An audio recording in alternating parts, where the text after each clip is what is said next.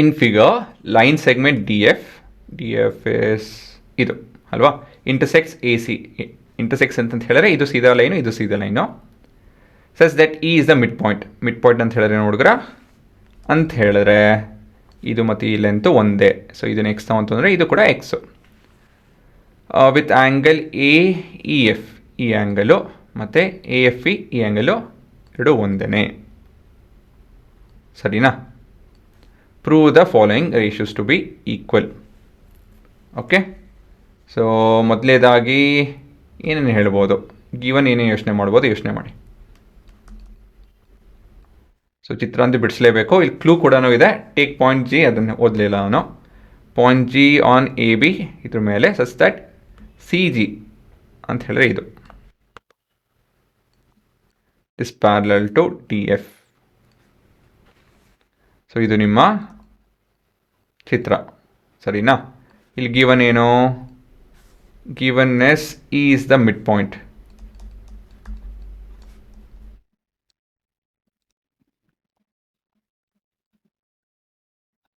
Of CA, this implies CE is equal to EA. So ನಾನು ಏನು ಮಾಡ್ತೀನಿ ಅಂತ ಹೇಳಿದ್ರೆ, ಯಾವಾಗಲೂ ಈ ಎಕ್ಸು ಎಕ್ಸ್ ಅಂತೆಲ್ಲ ತೊಗೊತೀನಲ್ಲ, ಸುಮ್ಮನೆ ತೊಗೊಳೋಣ. Let C E is equal to X, therefore E A is also equal to X. ಸರಿನಾ?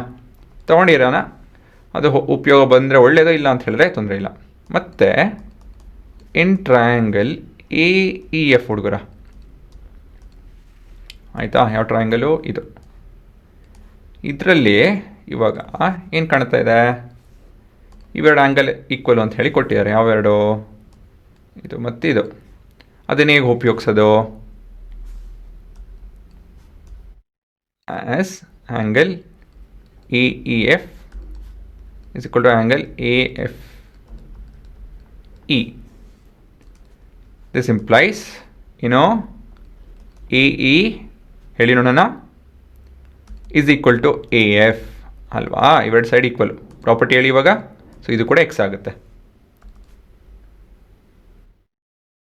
therefore AF is also equal to X. Reason ಹೇಳಿ. ಹೌದು, angles opposite to equal sides of a triangle are equal. Isosceles triangle property. Side opposite to equal angles of a triangle are equal, side opposite equal angles. Sides opposite to equal angles are equal.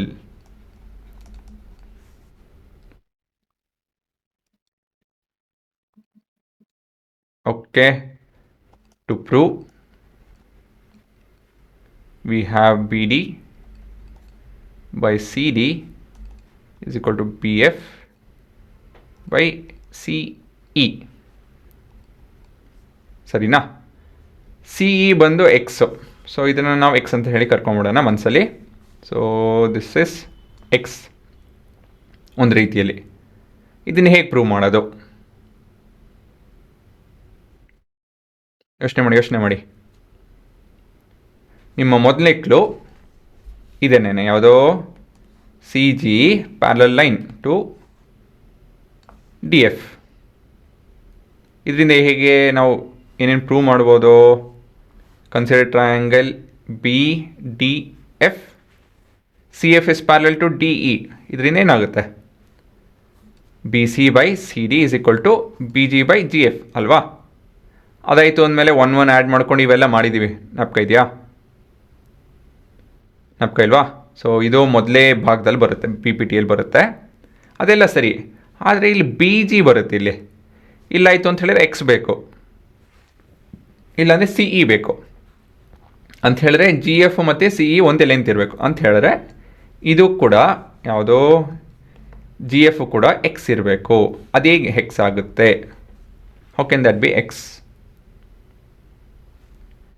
ಇದು mid point, ಇದರಿಂದ ಏನನ್ನ ಉಪಯೋಗ ಬರುತ್ತಾ? ಆಮೇಲೆ ಇವೆರಡು line ಪ್ಯಾರಲಲ್ಲು, ಗೊತ್ತಾಯ್ತಾ ಏನು ಅಂತ ಹೇಳಿ? We have to make use of mid point theorem. ಗೊತ್ತಾಯ್ತಾ?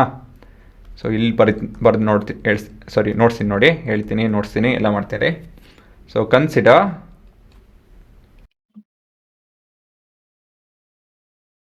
ಟ್ರಯಾಂಗಲ್ ಎ ಜಿ ಸಿ ಆಯಿತಾ ಹುಡುಗರ. ಇದರಲ್ಲಿ as E F is parallel to CG and E is the midpoint.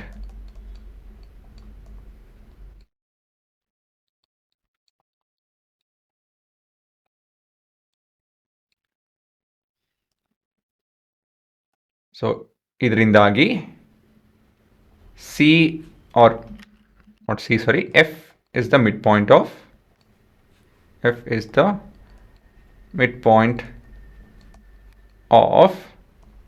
GA. Reason, converse of midpoint theorem.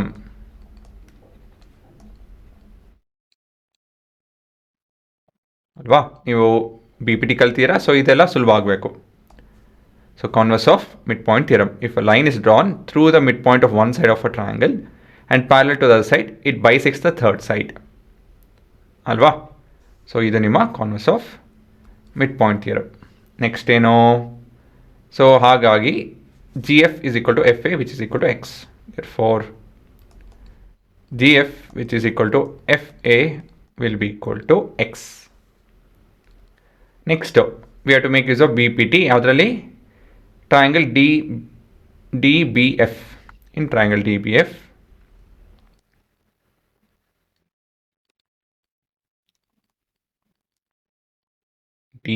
or BF, BDF,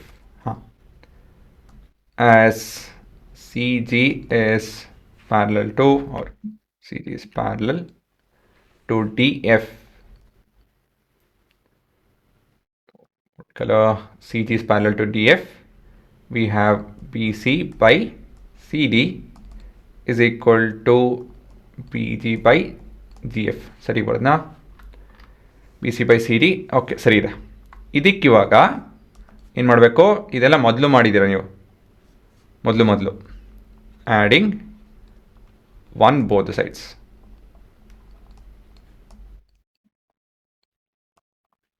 so ಏನಾಗುತ್ತಿದ್ದು, BC by CD plus 1 is equal to BG by GF plus 1. So ಇದೇನಿರ್ತದೆ, ಇದು fraction addition ಏನು ಮಾಡಬೇಕು, LCM ತೊಗೊಬೇಕು. So ಈ ಕಡೆ LCM ಬಂದು CD ಮತ್ತು ಈ ಕಡೆ LCM ಬಂದು GF. ಸೊ ಇದರಿಂದಾಗಿ we have BD by CD is equal to BF by GF. ಇನ್ನೇನು ಉತ್ತರ ಬಂದೇ ಬಿಡ್ತು, as GF is equal to X, which in turn is equal to CE. So therefore in ಬರಿಬೋದು, therefore BD by CD is equal to BF by CE. Hence proved. ಅಷ್ಟೇ ಅಲ್ವಾ. So ಇಲ್ಲಿ ಬರೆಯೋದೇ ಮರೀತು, by BPT. ಇಲ್ಲಿ ನೀವು converse of mid point theorem ನಿಮ್ಗೆ ಜ್ಞಾಪಕ ಇರಬೇಕು, isosceles triangle property ಜ್ಞಾಪಕ ಇರಬೇಕು ಅಲ್ವಾ.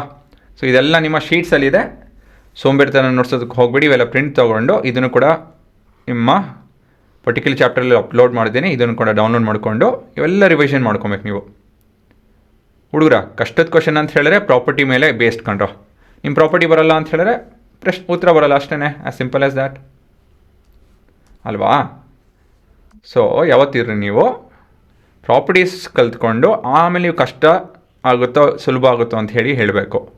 ಪ್ರಾಪರ್ಟೀಸ್ ಕಲ್ತಿರ ನೀವು ಕಷ್ಟ ಆಗುತ್ತೆ ಅಂದರೆ ಆಬ್ವಿಯಸ್ಲಿ ಸೊ ಆ ಥರ ರೀಸನ್ ಕೊಡ್ಕೊಡೋದು. ಕಲ್ತ್ಕೊಂಡು ಆದಮೇಲೆ ಕಷ್ಟ ಆಗುತ್ತೆ ಅಂತ ಹೇಳಿದ್ರೆ ಏನೋ ಹೇಳ್ಬೋದು, ಕಷ್ಟ ಕ್ವಶನ್ ಅಂಥೇಳಿ. ಪ್ರಾಪರ್ಟಿ ಮೇಲೆ ಬೇಸ್ಡ್ ಆಗಿದೆ, ಇದು ಕಷ್ಟ ಅಲ್ಲ. ಕಷ್ಟದ ಕ್ವಶನ್ಗಳು ನಾವು ನೋಡಿದ್ದೀವಿ, ಆಲ್ಜಿಬ್ರೈಕ್ ಅರ್ಥಮೆಟಿಕ್ ಅದೇನೇನೋ ಹಾಕ್ಕೊಂಡು ಏನೇನೋ ಆಳುಮೂಳು ಹಾಕ್ಕೊಳತ್ತದು ಅಲ್ವಾ, ಅದು ಕಷ್ಟ ಆಗುತ್ತೆ. ಇದೆಲ್ಲ ಸುಲಭ ಡೈರೆಕ್ಟ್ ಕ್ವಶನ್. ಇವೆಲ್ಲ ವೇರಿಯಬಲ್ ಉಪಯೋಗಿಸ್ಕೊಳ್ರಿ, ಚಿತ್ರ ಬಿಡಿಸಿ ಉತ್ತರ ಆದಷ್ಟು ಕದೇ ಬರುತ್ತೆ ಹಾಂ ಪಾಸ್ ಮಾಡಿಕೊಂಡು ನೋಡಿ.